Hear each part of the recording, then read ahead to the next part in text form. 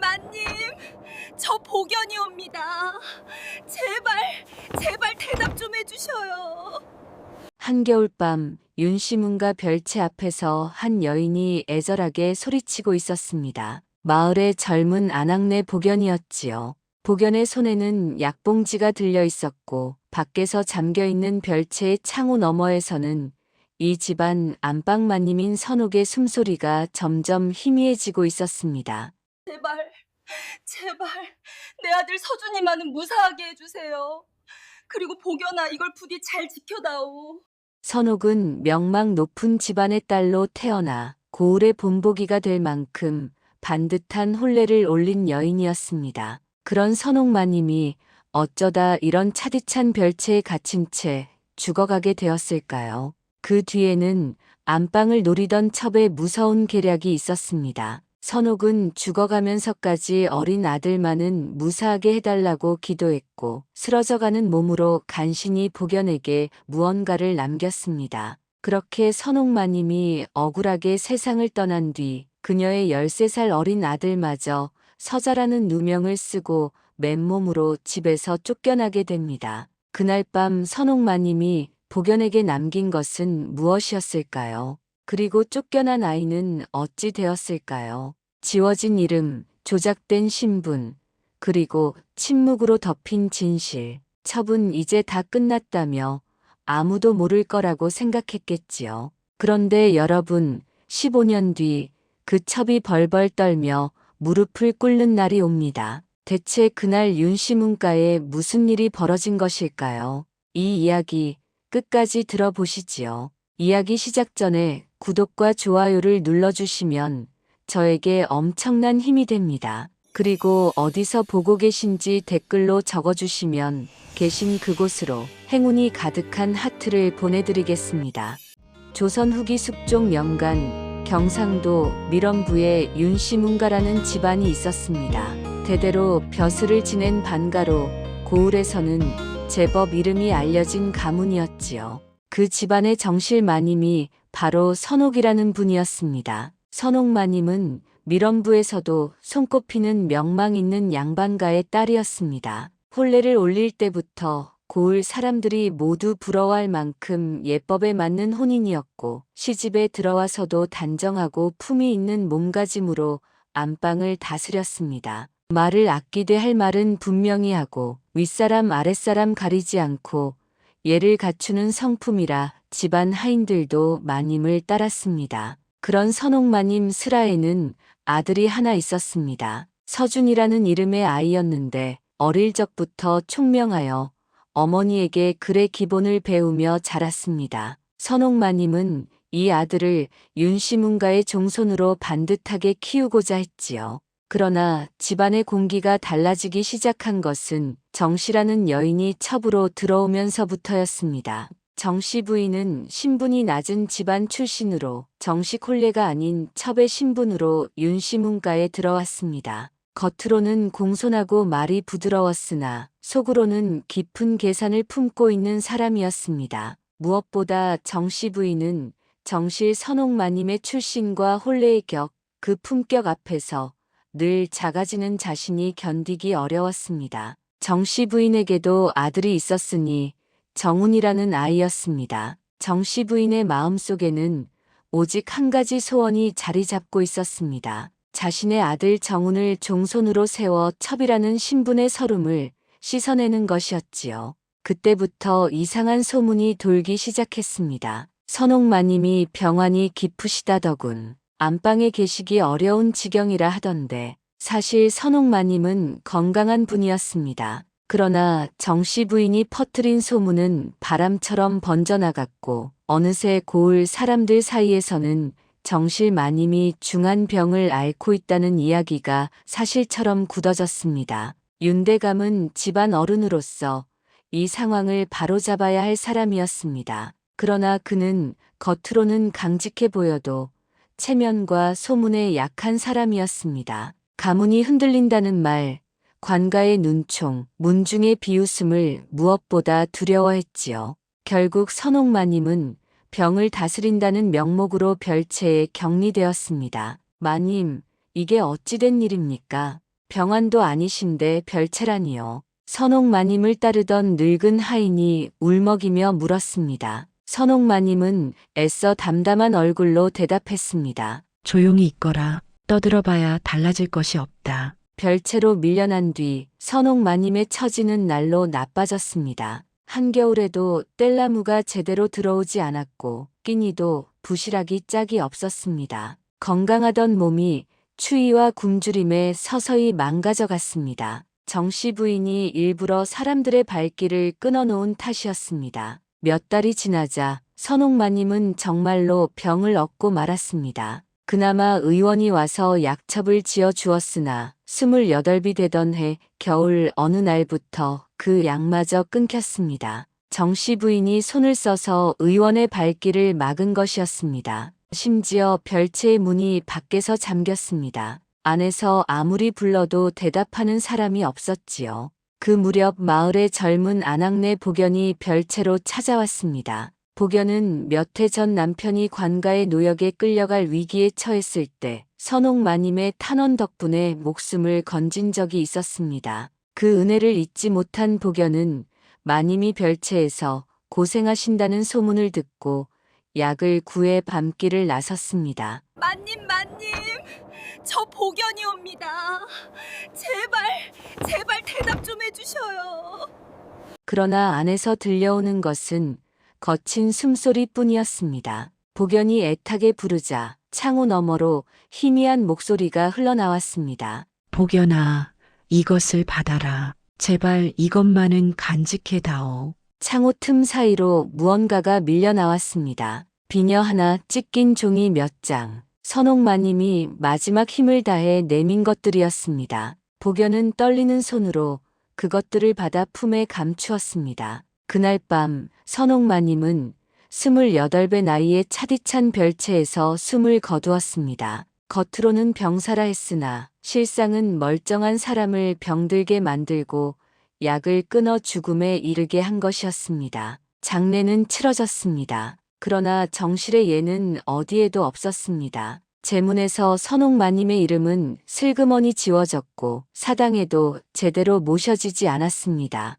윤대감은 그 모든 과정을 지켜보면서도 끝내 입을 열지 않았습니다. 복연은 그날 밤 선옥마님이 건네준 비녀와 종이들을 깊이 감추었습니다. 찢긴 제문 초안, 혼서의 흔적, 언젠가 이것이 쓰일 날이 있으리라 믿으며 선옥마님이 세상을 떠난 뒤 윤씨 문가는 빠르게 달라졌습니다. 장례가 끝나기도 전에 정씨 부인은 안방으로 들어앉았고 집안의 모든 일을 제 손에 쥐었습니다. 하인들은 눈치를 보며 정씨 부인의 말을 따랐고 감히 선옥마님의 이름을 입에 올리는 사람도 없어졌습니다. 13살이 된 서준은 하루아침에 이상한 호칭으로 불리기 시작했습니다. 서자 도련님, 아침 문안 들어오시지요. 처음 그 말을 들었을 때 서준은 자신의 귀를 의심했습니다. 서자라니. 어머니는 분명 정실 마님이셨고 자신은 적자로 태어났습니다.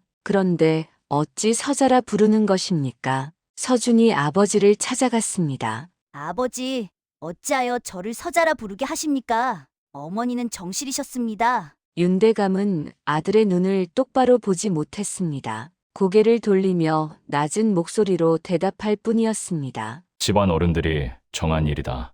더는 묻지 말 거라.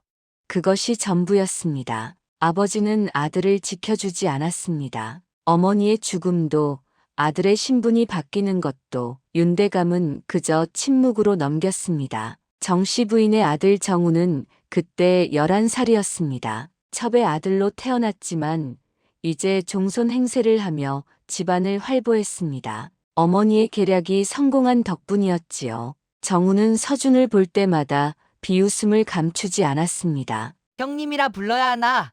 서자 도련님이라 불러야 하나? 참 애매하구려. 하하. 서준은 이를 악물었으나 대꾸하지 않았습니다. 대꾸해봐야 달라질 것이 없다는 것을 어머니에게서 배웠기 때문입니다. 다만 속으로 되뇌었습니다. 어머니는 정실이셨다. 나는 적자다. 언젠가 반드시 이것을 밝히리라. 그러나 정씨 부인은 서준을 그냥 두지 않았습니다. 서자라 해도 같은 지붕 아래 두면 훗날 말썽이 생길 수 있다고 여겼기 때문입니다. 정씨 부인은 윤대감에게 날마다 속삭였습니다. 서자를 집안에 두면 종가의 법도가 흐려집니다. 정훈이가 장성하기 전에 정리를 해야 합니다. 윤대감은 처음에는 머뭇거렸습니다. 아무리 그래도 자신의 핏줄인데 어찌 내쫓을 수 있겠습니까? 그러나 정씨 부인은 예법과 규율을 앞세워 거듭 압박했고 문중 어른들까지 끌어들여 분위기를 만들었습니다. 결국 윤대감은 또다시 결단을 미루다가 끝내 고개를 끄덕이고 말았습니다. 겨울이 깊어지던 어느 날 서준은 마당에 불려 나왔습니다. 정씨 부인이 하인들을 거느리고 서 있었고 윤대감은 대청마루에 앉아 고개를 숙이고 있었습니다. 오늘부로 이 아이는 윤대감 댁에서 내쫓는다. 더 이상 이 집에는 서자를 둘 자리가 없다. 정씨 부인의 목소리는 차갑고 단호했습니다. 서준은 아버지를 올려다보며 애원했습니다. 아버지, 한마디만 해주십시오. 저도 아들입니다. 제발 내쫓지 말아 주십시오. 그러나 윤대감은 끝내 입을 열지 않았습니다. 아들과 눈이 마주치자 고개를 돌려버렸지요. 그렇게 서준은 가진 것 하나 없이 빈손으로 내쫓겼습니다. 서준이 대문의 문지방을 넘어서자 바로 등 뒤에서는 대문이 쾅 하고 세게 닫히는 소리가 들렸습니다. 밀원부의 겨울바람은 매서웠고 13살 아이에게 세상은 너무나 넓고 차가웠습니다. 그날 서준은 집과 이름을 동시에 잃었습니다. 어머니가 돌아가신 지 채 반년도 되지 않은 때였습니다. 서준은 멈춰 서서 뒤를 돌아보았습니다. 윤시문가의 기와 지붕이 저물녘 하늘 아래 검게 보였습니다. 서준은 마음속으로 다짐했습니다. 반드시 돌아와서 어머니의 이름을 되찾고 조작된 것을 바로잡으리라고. 그때까지는 무슨 일이 있어도 살아남아야 한다고 말입니다. 서준은 몸을 돌려 걷기 시작했습니다. 어디로 가야 할지 알 수 없었으나 발걸음을 멈추지는 않았습니다. 13살 서자가 된 아이의 긴 겨울이 그렇게 시작되었습니다. 윤시문가에서 쫓겨난 서준은 밀원부를 떠났습니다. 그 고을에 머물러 봐야 손가락질과 수군거림만 따라올 것이 뻔했기 때문입니다. 13살 아이는 아무 연고도 없는 이웃 고을로 발걸음을 옮겼습니다. 처음 몇 달은 그야말로 죽을 고비의 연속이었습니다. 먹을 것이 없어 장터를 기웃거리다 쫓겨나기도 하고 추위를 피해 관아 처마 밑에서 밤을 새우기도 했습니다. 그래도 서준은 버텼습니다. 어머니의 이름을 되찾겠다는 다짐 하나가 그를 버티게 했지요. 그러던 어느 날 서준에게 기회가 찾아왔습니다. 고을 관아에서 문서를 정리할 사람이 필요하다는 소문을 들은 것입니다. 서준은 관아로 찾아가 서리에게 말했습니다. 저는 글을 읽고 쓸 줄 압니다. 심부름이든 무엇이든 시키시는 대로 하겠습니다. 서리는 13살인 어린 나이에다 남루한 차림의 서준을 위아래로 훑어보더니 코웃음을 쳤습니다. 글을 안다고? 어디 한번 써보거라. 서준은 붓을 받아들고 또박또박 글씨를 썼습니다. 어릴 적 어머니에게서 배운 글씨였습니다. 서리는 서준이 쓴 글씨를 보더니 눈빛이 조금 달라졌습니다. 글씨가 반듯하구나. 좋다. 당분간 문서 베끼는 일을 맡겨보겠다. 그렇게 서준은 관아의 말단 심부름꾼으로 일하기 시작했습니다. 하는 일은 고되었습니다. 문서를 베끼고 장부를 정리하고 오래된 기록을 찾아 먼지를 털어내는 일들이었지요. 그러나 서준은 불평하지 않았습니다. 오히려 그 일들 속에서 새로운 세계를 발견했습니다. 기록이라는 것은 참으로 신기한 물건이었습니다. 날짜 하나, 이름 하나, 획 하나가 사람의 삶을 송두리째 바꿀 수 있었습니다. 어떤 문서는 죄인을 풀어주기도 하고 어떤 문서는 멀쩡한 사람을 옥에 가두기도 했습니다. 서준은 그것을 보며 깨달았습니다. 기록은 칼이 될 수 있다고, 그 칼을 쥐는 법을 배워야 한다고 말입니다. 서준은 문서를 베끼면서 스스로 공부했습니다. 필체의 습관을 눈여겨보고 날짜와 인명과 사건이 어떻게 연결되는지 살폈습니다. 서리가 퇴청한 뒤에도 혼자 남아 기록을 들여다보았지요. 몇 해가 지나자 서준은 웬만한 서리보다 문서를 잘 다루게 되었습니다. 20살이 되던 해 서준에게 첫 번째 기회가 왔습니다. 한 양반이 억울하게 땅을 빼앗겼다며 관아에 호소한 일이 있었는데 아무도 그 사연을 제대로 정리하지 못하고 있었습니다. 이에 서준이 나서서 옛 문서들을 뒤져 날짜를 대조하고 증인들의 말을 기록으로 엮어냈습니다. 결국 그 양반은 땅을 되찾았고 서준의 이름이 처음으로 사람들 입에 오르내리기 시작했습니다. 저 젊은이 기록을 다루는 솜씨가 보통이 아니라더군. 억울한 일이 있으면 저 사람을 찾아가 보시게. 그 뒤로 서준을 찾는 사람들이 하나둘 늘어났습니다. 문서 위조를 가려내 달라는 부탁, 거짓 고발을 바로잡아 달라는 청탁, 오래된 기록에서 증거를 찾아 달라는 의뢰가 이어졌습니다. 서준은 그 모든 일을 묵묵히 해냈습니다. 돈을 많이 받지도 않았고 공을 자랑하지도 않았습니다. 다만 기록으로 사람을 살리는 일에 온 힘을 쏟았지요. 해가 바뀔 때마다 서준은 자신의 나이를 세웠습니다. 14, 15, 20, 25, 그리고 마음속으로 계산했습니다. 어머니가 세상을 떠난 나이 28까지 얼마나 남았는지를 말입니다. 28이 되기 전에 반드시 돌아가리라. 어머니가 멈춘 그 나이에 조작된 기록을 바로잡고 지워진 이름을 되찾으리라. 서준은 그 다짐을 잊은 적이 없었습니다. 그렇게 세월이 흘러 서준은 27의 나이가 되었습니다. 서준의 이름은 어느새 관아 안팎으로 널리 퍼져 있었습니다. 문서 위조를 가려내고 거짓 고발을 바로잡는 능력이 여러 고을에 알려지면서 이웃 고을의 수령들까지 서준을 찾는 일이 잦아졌습니다. 27이 된 서준은 이제 더 이상 남루한 차림의 떠돌이가 아니었습니다. 그 무렵은 숙종 임금께서 나라를 다스리던 때였습니다. 숙종께서는 삼사의 기강을 바로잡는 일에 힘을 쏟고 계셨는데 삼사란 사헌부와 사간원과 홍문관을 아울러 이르는 말로 관리들의 잘잘못을 살피고 임금에게 간언을 올리는 곳이었습니다. 특히 사헌부는 관리들의 비리를 캐고 죄를 물을 수 있는 권한이 있어 벼슬아치들이 가장 두려워하는 관청이기도 했지요. 어느 날 서준이 일하던 관아에 한양에서 온 관리가 찾아왔습니다. 서준의 솜씨를 전해 듣고 직접 확인하러 온 것이었습니다. 그 관리는 서준에게 오래된 문서 몇 점을 내밀었습니다. 이 문서들 가운데 위조된 것이 있다오. 어느 것인지 가려낼 수 있겠소? 서준은 문서들을 받아들고 한참 동안 들여다보았습니다. 글씨의 굵기, 먹의 농담, 종이의 질감, 그리고 획의 떨림까지 하나하나 살폈습니다. 이윽고 서준이 입을 열었습니다. 이 문서와 이 문서, 둘이 다른 사람의 필체입니다. 이쪽 문서는 획이 흔들리고 먹이 고르지 못합니다. 필시 원본을 베껴 쓴 것이오나 쓴 이가 원래 필체의 버릇을 다 따라하지 못한 듯합니다.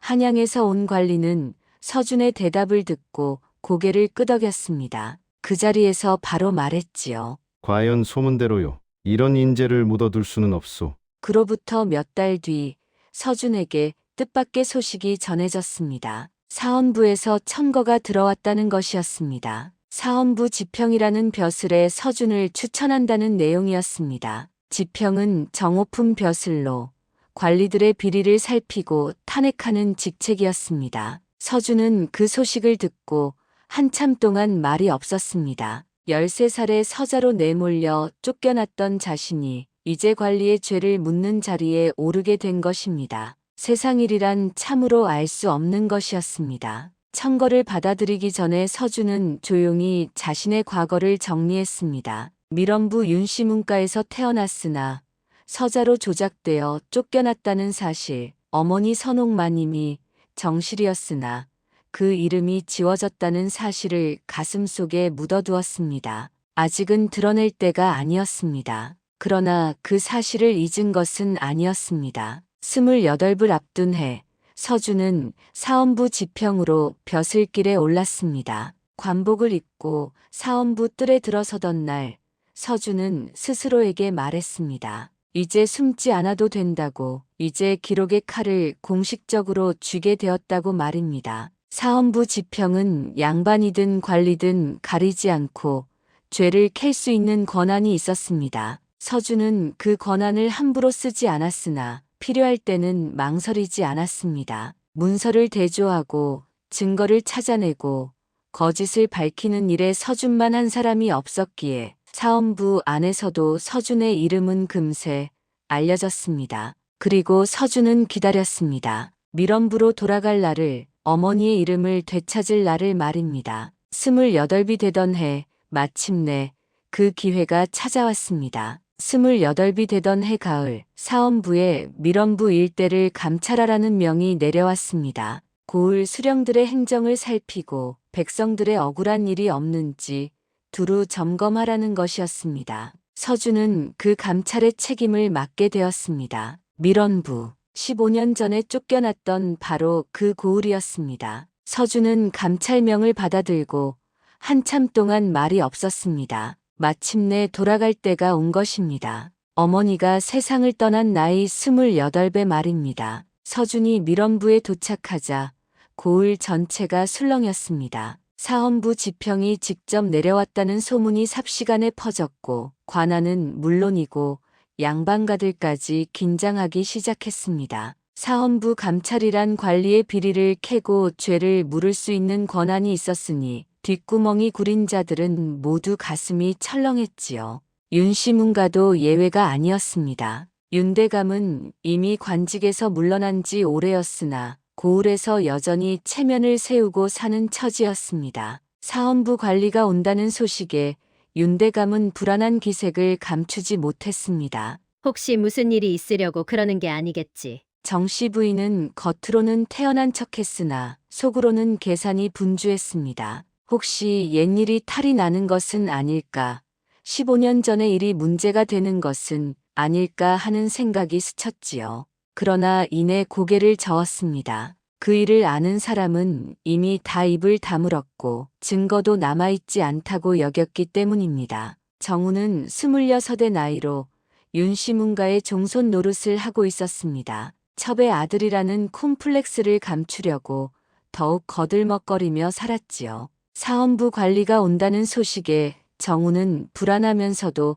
한편으로는 우쭐했습니다. 종손으로서 관리를 맞이하는 것이 자신의 위세를 보여줄 기회라고 생각한 것입니다. 서준이 관아에 도착하여 감찰을 시작하자 고을의 양반들이 하나둘 인사를 왔습니다. 서준은 모든 일을 담담하게 맞이했습니다. 그 가운데 윤시문과 사람들도 있었습니다. 윤대감과 정운이 관아로 찾아와 문안을 올렸지요. 지평나리, 먼 길 오시느라 노고가 많으셨습니다.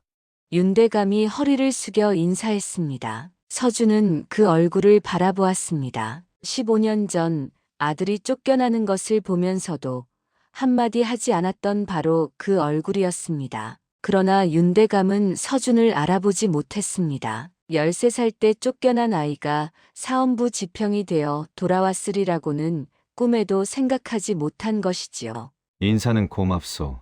그만 물러가 보시오. 서준은 아무런 감정도 드러내지 않고 담담하게 말했습니다. 윤대감과 정우는 멋쩍은 기색으로 물러갔습니다. 감찰이 진행되는 동안 서준은 여러 집안의 사당과 족보를 살피는 일도 빠뜨리지 않았습니다. 감찰의 일부로 고을의 예법이 제대로 지켜지고 있는지 확인한다는 명목이었습니다. 서준이 윤시문가의 사당을 살피겠다고 하자 정씨 부인과 정우는 내심 불안했으나 거절할 수 없었습니다. 서준은 윤시문가의 사당에 들어가 위패들을 살폈습니다. 그러나 친어머니인 선옥마님의 위패는 어디에도 보이지 않았습니다. 제문을 꺼내 보았으나 거기에도 선옥마님의 이름은 찾을 수 없었습니다. 정실로 들어와 아들까지 낳은 분의 흔적이 완전히 지워져 있었던 것입니다. 서준은 그 사당 안에서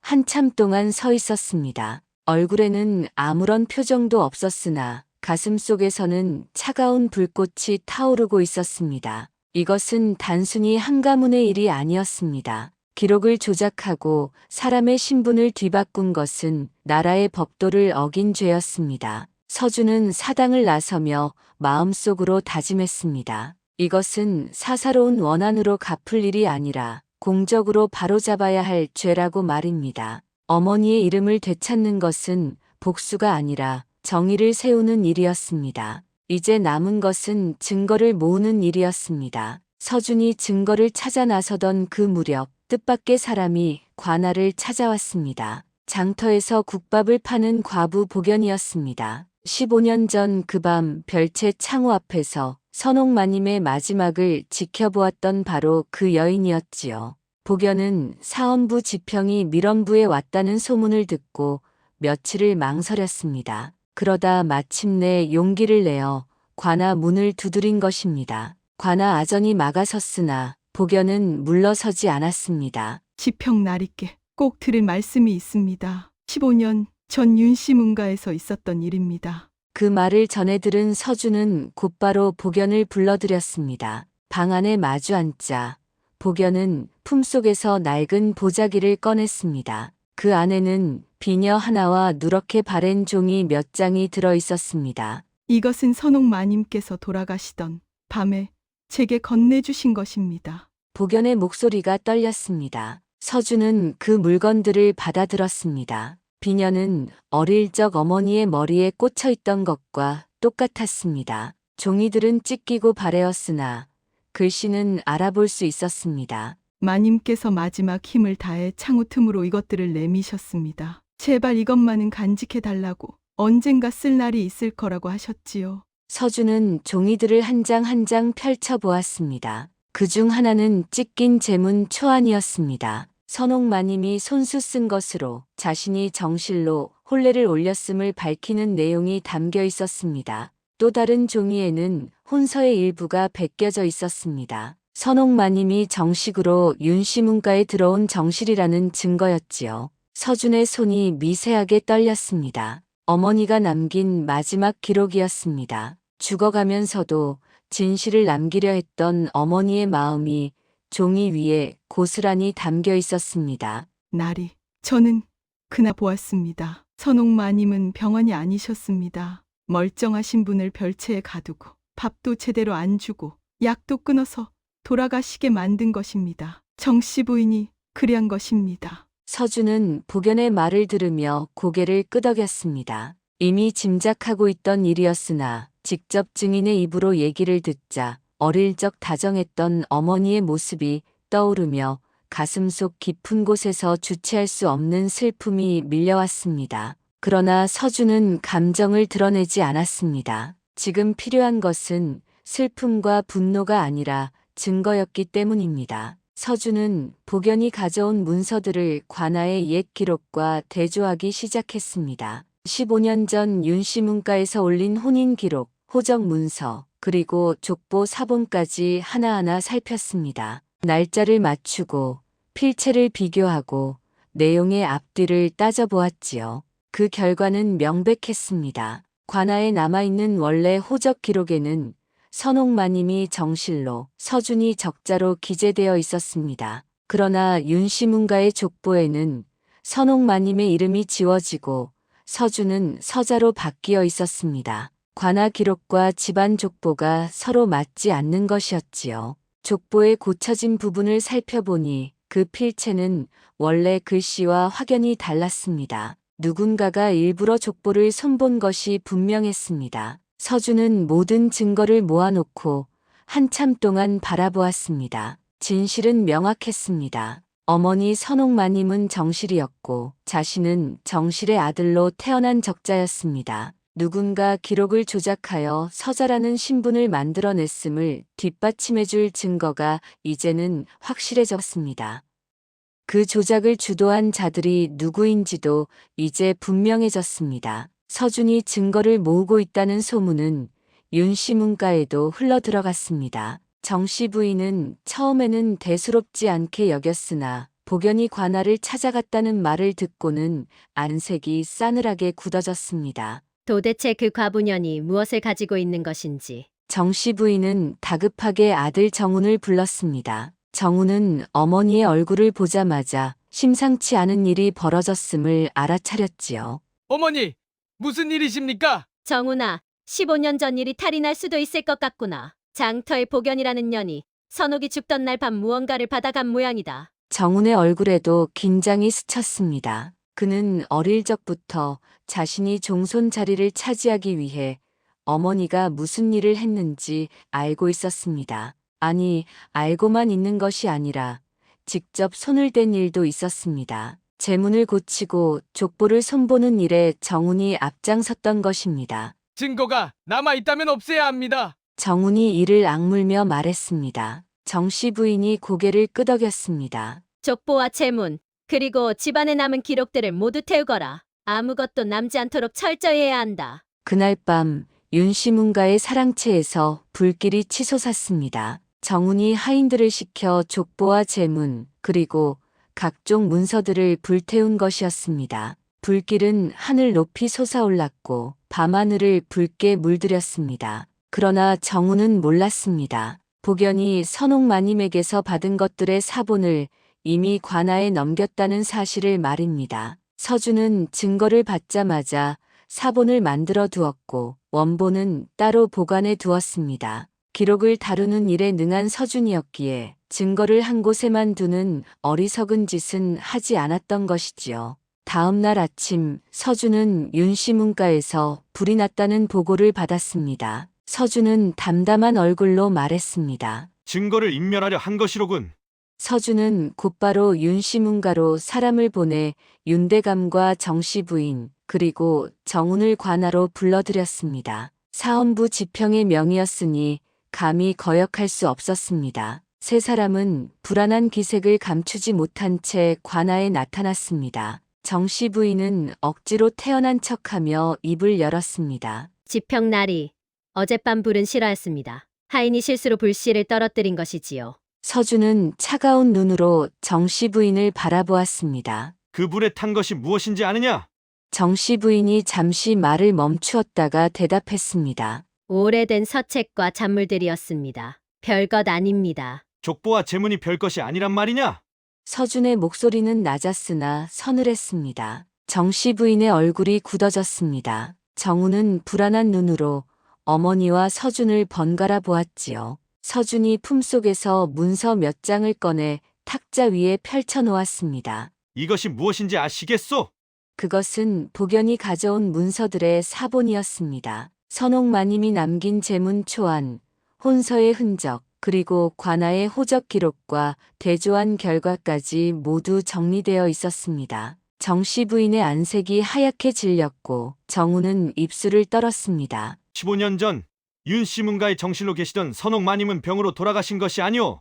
누군가 그분을 별채에 가두고 약을 끊어 죽음에 이르게 한 것이오. 그리고 그분의 아들은 신분이 적자에서 서자로 조작된 채 집에서 내쫓겼소. 서준의 목소리는 흔들림이 없었습니다. 이것은 가문의 사사로운 일이 아니라 나라의 법도를 어긴 중죄요. 사헌부 지평으로서 탄핵 상소를 올리겠소. 윤대감은 고개를 떨구었고 정씨 부인은 다급하게 변명을 늘어놓기 시작했습니다. 이 모든 것은 가문을 위한 일이었습니다. 가문의 안녕을 위해서였습니다. 서준은 정씨 부인의 말을 끊었습니다. 가문을 위해 사람을 죽이고 기록을 조작하는 것이 옳단 말이오. 그날 서준은 사헌부에 탄핵 상소를 올렸습니다. 공교롭게도 그날은 선옥마님이 세상을 떠난 지 꼭 15년이 되는 날이었습니다. 탄핵 상소가 올라가자 조정에서도 이 일이 크게 다루어졌습니다. 정씨를 죽음에 이르게 하고 적자의 신분을 조작하고 증거를 불태워 인멸하려 한 죄는 결코 가볍지 않았습니다. 조정에서는 밀원부 관아에서 공개 조사를 열어 죄상을 낱낱이 밝히라는 명을 내렸습니다. 공개 조사가 열리던 날 관아뜰에는 밀원부 백성들이 구름처럼 모여들었습니다. 15년 전 윤씨문가에서 무슨 일이 있었는지 궁금해하는 사람들이 많았지요. 윤대감과 정씨 부인 그리고 정우는 관아뜰 한복판에 꿇어 앉았습니다. 한때 고을에서 체면을 세우던 가문의 사람들이 죄인의 자리에 선 것이었습니다. 먼저 증인들의 증언이 이어졌습니다. 복연이 앞으로 나와 15년 전 그 밤의 일을 낱낱이 고했습니다. 저는 그날 밤 별채 앞에서 선옥 마님의 마지막을 지켜보았습니다. 마님께서는 창호 틈으로 이 물건들을 내미시며 제발 이것만은 간직해 달라고 하셨습니다. 복연의 목소리는 떨렸으나 또렷했습니다. 이어서 윤시문가의 옛 타인들도 증언에 나섰습니다. 선옥 마님이 멀쩡하셨는데 갑자기 병환이라는 소문이 돌았던 일, 별채로 밀려나신 뒤 밥과 뗄나무가 끊겼던 일, 그리고 돌아가시던 날 밤 문이 밖에서 잠겨 있었던 일까지 모두 증언했지요. 서준은 관아의 호적 기록과 윤시문가의 족보를 나란히 펼쳐 보였습니다. 관아의 기록에는 선옥 마님이 정실로, 서준이 적자로 올라 있습니다. 그러나 윤시문가의 족보에는 선옥 마님의 이름이 지워지고 서준은 서자로 바뀌어 있습니다. 필체를 대조해보면 족보에 고쳐진 부분은 원래 글씨와 확연히 다릅니다. 증거는 명백했습니다. 더 이상 변명의 여지가 없었지요. 그때 서준이 관아뜰을 향해 천천히 입을 열었습니다. 그리고 이 자리에서 한 가지 밝힐 것이 있어. 15년 전 윤시문가에서 쫓겨난 그 아이, 서자로 조작되어 내몰린 그 아이가 바로 나요. 관아뜰이 일순간 조용해졌습니다. 이윽고 웅성거리는 소리가 파도처럼 퍼져나갔습니다. 윤대감은 믿을 수 없다는 얼굴로 서준을 올려다보았습니다. 정씨 부인은 사색이 되었고 정우는 그 자리에서 얼어붙었지요. 서준이라고. 그 아이가 살아서. 윤대감의 목소리가 떨렸습니다. 서준은 담담하게 대답했습니다. 그렇소. 15년 전 당신의 집에서 쫓겨났던 그 아들이 이렇게 살아서 당당하게 돌아왔소. 복연은 그 말을 듣자 그 자리에서 무릎을 꿇고 엉엉 울음을 터뜨렸습니다. 도련님, 아니, 날이 선옥 마님께서 하늘에서 보고 계실 것입니다. 마님의 한이 이제야 풀리겠습니다. 윤대감은 떨리는 다리로 서준 앞에 엎드렸습니다. 내가 잘못했다. 내 어미를 지키지 못했고 너를 쫓아내는 것도 막지 못했다. 죽을 죄를 지었다. 서준은 아버지를 내려다보며 말했습니다. 사죄는 받겠습니다. 그러나 죄는 죄대로 물어야 하실 것입니다. 그것이 공도이지요. 마침내 판결이 내려졌습니다. 정우는 기록을 조작하고 증거를 인멸한 죄로 먼 고을로 유배되었습니다. 정씨 부인은 정씨를 죽음에 이르게 한 죄로 윤시문가에서 축출되어 천인의 신분으로 떨어졌습니다. 윤대감은 침묵으로 죄를 방조한 책임을 물어남은 관직의 품계와 가문의 권한을 모두 박탈당했습니다. 판결이 끝난 뒤 서준은 윤시문가의 사당으로 향했습니다. 조정의 명에 따라 선옥 마님의 위패를 다시 모시고 족보를 바로잡는 일이 남아있었기 때문입니다. 사당 앞에 새로 만든 위패가 놓였습니다. 선옥 마님의 이름이 또렷이 새겨져 있었습니다. 족보에도 선옥 마님이 정실로, 서준이 적자로 다시 기록되었지요. 15년 만에 지워졌던 이름이 제자리를 찾은 것이었습니다. 서준은 사당 앞에 무릎을 꿇고 절을 올렸습니다. 28배 나이 어머니가 세상을 떠난 바로 그 나이에 서준은 이 자리에 서 있었습니다. 어머니, 이제야 이름을 되찾아 드렸습니다. 바람이 불어 사당의 처마 끝에서 풍경이 울렸습니다. 마치 어머니가 대답이라도 하듯이 말입니다. 어머니가 멈춘 28이라는 나이에서 정의는 다시 움직이기 시작했습니다. 끝까지 시청해 주셔서 감사드립니다. 늘 건강하시고 다음 이야기에서 또 뵙겠습니다.